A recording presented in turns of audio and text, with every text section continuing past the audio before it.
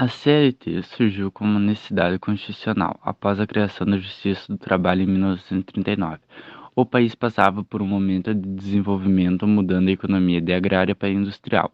Em janeiro de 1942, o então presidente Getúlio Vargas e o ministro do Trabalho e Emprego Alexandre Marcondes Filho trocaram as primeiras ideias sobre a necessidade de fazer uma consolidação das leis do trabalho. A ideia primária foi de criar a consolidação das leis do trabalho e da previdência social. Seu objetivo principal é a regulamentação das relações individuais e coletivas do trabalho nela previstas. A consolidação das leis do trabalho foi um conjunto de regras criadas para proteger o trabalhador. A lei que estabelece a CLT data de 1º de maio de 1943, mas as normas em favor do trabalhador começam ainda no início do governo de Getúlio Vargas, lá nos anos 30. Entre os direitos garantidos estão o salário mínimo, a carteira de trabalho, a jornada de 8 horas, as férias remuneradas, a previdência social e o descanso semanal. A CLT regulamentou ainda o trabalho da mulher e do menor de idade e estabeleceu a obrigatoriedade do Fundo de Garantia por Tempo de Serviço, FGTS. A assinatura da lei aconteceu no Estádio São Januário e foi marcada por muitas comemorações. Resultados obtidos com a CLT. As realizações de Vargas foram de extrema importância para os trabalhadores. Esse novo regime de regras criou as leis trabalhistas, que previa jornada de 8 horas, regulação do trabalho de mulheres e menores, instituição da carteira de trabalho e aposentadoria. A nova reforma trabalhista foi aprovada em 2017 pela Câmara dos Deputados e entrou em vigor em novembro do mesmo ano, caracterizando uma das maiores mudanças nas leis trabalhistas e trazendo uma série de novas regras e alterações para os trabalhadores brasileiros. O objetivo da reforma trabalhista era garantir uma flexibilização do regime trabalhista para a geração de empregos, sendo fundamental no momento de crise econômica. Justificativas a favor da reforma trabalhista.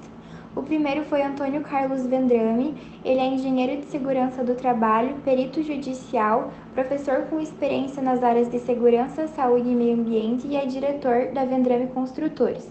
Ele fala que, uma vez implementada, a reforma trará benefícios à sociedade como um todo, representando um enorme passo na modernização das relações trabalhistas, o que inclusive trará novos investidores estrangeiros e, consequentemente, o desenvolvimento do país.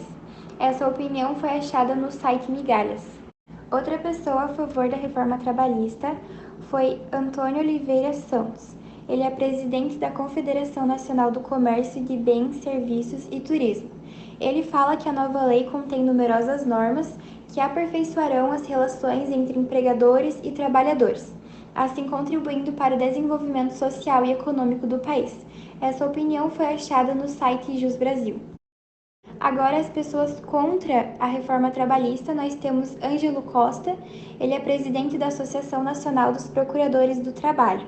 Ele fala que não há nenhuma prova de que a reforma atenderá à principal motivação do governo, que no caso seria a geração de empregos, e o próprio governo não apresentou dados que demonstrem que flexibilizar o trabalho reduz a taxa de desemprego. Para ele, a medida leva apenas à precarização. Essa opinião foi achada no site Guia do Estudante. Outra crítica foi de Marcelo Paixão. Ele é economista e sociólogo licenciado na Universidade Federal do Rio de Janeiro, e ele fala que o objetivo da lei não foi reequilibrar uma partida, mas sim fortalecer um lado, enfraquecendo o outro. Ele diz que a reforma vai tornar mais vulneráveis as categorias com menor poder de pressão e aprofundar a uberização do trabalho. Essa opinião foi achada no site Exame. Nada se verifica a título de aprimoramento.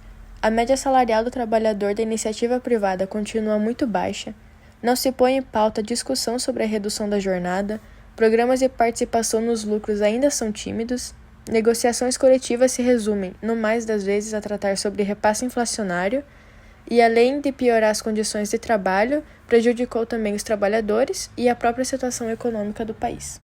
A reforma trabalhista gerou muitas mudanças nas relações de trabalho. É importante ressaltar que a reforma modificou mais 117 artigos, trazendo mudanças para a CLT e para outras leis relacionadas ao emprego. Desse modo, as principais mudanças geradas pela nova reforma são: acordos coletivos prevalecem sobre a legislação, não é mais obrigatório a contribuição sindical, alterações na jornada de trabalho, parcelamento de férias, grávidas e lactantes só poderão trabalhar em ambientes com insalubridade de grau médio ou mínimo. Reforma trabalhista na Espanha. Em fevereiro de 2012, na Espanha, foi convertida em lei a proposta de reforma trabalhista encabeçada pelo governo de Mariano Rajoy, do Partido Popular.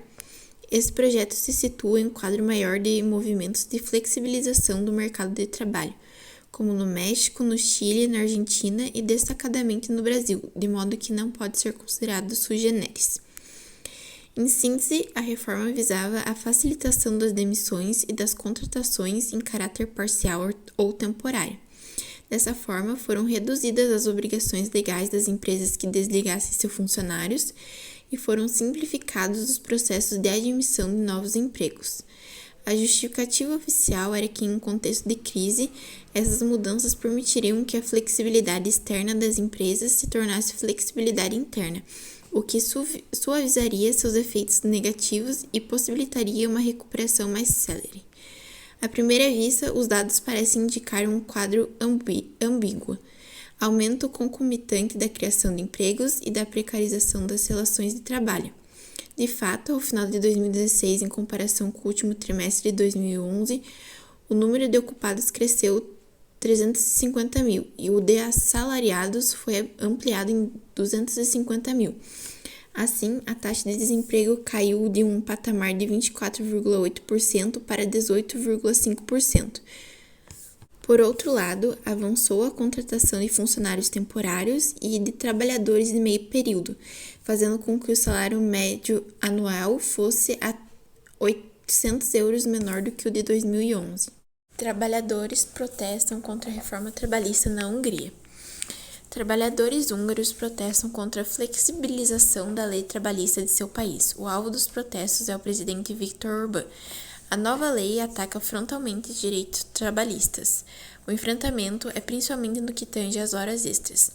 A legislação regulamentou que as empresas possam exigir dos trabalhadores que façam até 300 horas extras por ano, o que equivale a 2 meses de trabalho, e que isso seria pago dentro de 3 anos.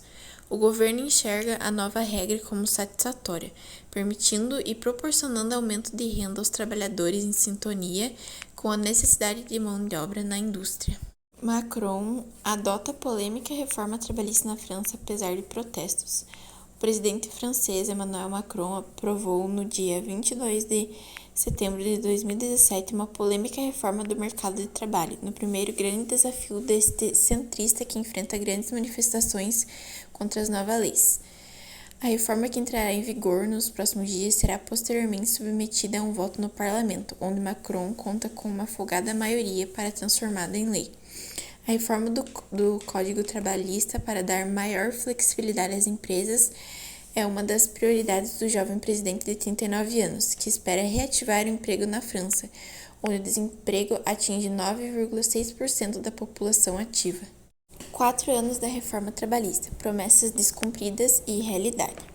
O governo Michel Temer marcou a história trabalhista por ter promovido a primeira grande reforma da Consolidação das Leis do Trabalho, CLT.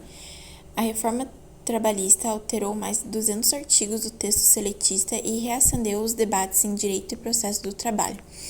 A maior promessa da reforma trabalhista foi o incremento do emprego. A estimativa governista era a criação de mais de 2 milhões de postos de trabalhos formais. Todavia, a promessa não foi alcançada. Em 2017, o Brasil tinha 12,3 milhões de desempregados, o cenário atual. 4 anos após a reforma trabalhista, é do desemprego de 14,1 milhões. O saldo de empregos nesse quadriênio é negativo. A pandemia, a gestão pública ineficiente e os problemas econômicos são elementos que redundam no alto nível de desemprego. Contudo, os direitos trabalhistas foram suprimidos da classe trabalhadora, sem que nenhuma contrapartida, seja social ou econômica, fosse alcançada. Houve com a reforma trabalhista um retrocesso social e precarização do trabalho que representam um custo social de difícil recuperação. Apesar da reforma trabalhista ter apresentado resultados negativos na criação de empregos e no fomento da atividade econômica, a sanha reformista não a arrefeceu. O atual governo tenta aprovar novas reformas precarizantes. A ideia é sempre a mesma e repetida: criar mais modalidades de trabalho sem carteira assinada, sem férias, sem 13º e sem FGTS, inserir leis que impeçam a formação de vínculo empregatício, reduzir a competência da Justiça do Trabalho. A Espanha começa com uma nova legislação que revoga os efeitos nocivos da reforma trabalhista de 2012. O acordo entre o partido do governo e o Podemos ajudou a formar a maioria necessária para indicar o primeiro-ministro Pedro Sánchez. A reforma trabalhista foi aprovada pelo Congresso com o pretexto de modernização para gerar mais empregos formais e movimentar a economia. O resultado é o trabalho precarizado e uberização das trabalhadoras e trabalhadores, a criação do contrato intermitente e a transformação de CLT em benefício.